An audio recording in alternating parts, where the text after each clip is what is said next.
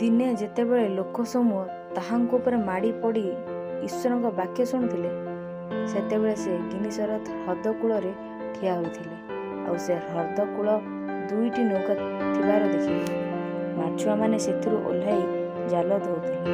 ସେହି ନୌକା ଗୁଡ଼ିକ ମଧ୍ୟରୁ ଯାହାର ସିମୋନଙ୍କର ଥିଲା, ସେଥିରେ ସେ ଚଢ଼ି ସ୍ଥଳରୁ ଅଳ୍ପ ଦୂରକୁ ଯିବା ନିମନ୍ତେ ତାଙ୍କୁ ଅନୁରୋଧ କଲେ। ଆଉ ସେ ବସି ନୌକାରୁ ଲୋକସମୂହଙ୍କୁ ଶିକ୍ଷା ଦେବାକୁ ଲାଗିଲେ। ସେ କଥା ଶେଷ କରି ସିମୋନଙ୍କୁ କହିଲେ, ଗଭୀର ଜଳକୁ ଯାଇ ମାଛ ଧରିବା ନିମନ୍ତେ ତୁମ୍ଭମାନଙ୍କର ଜାଲ ପକାଅ। ଏଥିରେ ସିମୋନ ଉତ୍ତର ଦେଲେ, ହେ ଗୁରୁ, ଆମ୍ଭେମାନେ ରାତିଯାକ ପରିଶ୍ରମ କରି କିଛି ଧରିନାହୁଁ, କିନ୍ତୁ ଆପଣଙ୍କ କଥାରେ ମୁଁ ଜାଲ ପକାଇବି।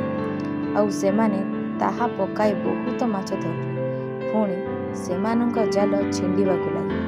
ସେଥିରେ ସେମାନଙ୍କର ଯେଉଁ ସହକର୍ମୀମାନେ ଅନ୍ୟ ନୌକାରେ ଥିଲେ, ସେମାନେ ଯେପରି ଆସି ସାହାଯ୍ୟ କରନ୍ତି, ଏଥିପାଇଁ ସେମାନେ ସେମାନଙ୍କୁ ଠାରିଲେ। ଏଥିରେ ସେମାନେ ଆସି ଦୁଇଟି ନୌକାକୁ ଏପରି ପୂର୍ଣ୍ଣ କଲେ ଯେ ସେଗୁଡ଼ିକ ବୁଡ଼ିବାକୁ ଲାଗିଲା।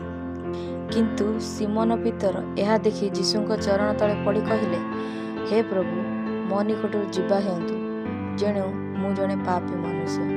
କାରଣ ସେମାନେ ଏତେ ମାଛ ଧରିଥିଲେ ଯେ ତାହା ଦେଖି ସେ ଓ ତାଙ୍କ ସଙ୍ଗୀ ସମସ୍ତେ ଆଶ୍ଚର୍ଯ୍ୟ ହେଲେ।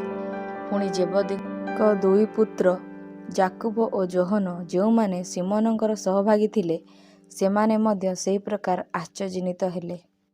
ପୁଣି ଯୀଶୁ ସିମୋନଙ୍କୁ କହିଲେ, ଭୟ କର ନାହିଁ, ଆଜିଠାରୁ ତୁମ୍ଭେ ମନୁଷ୍ୟମାନଙ୍କୁ ଧରିବ।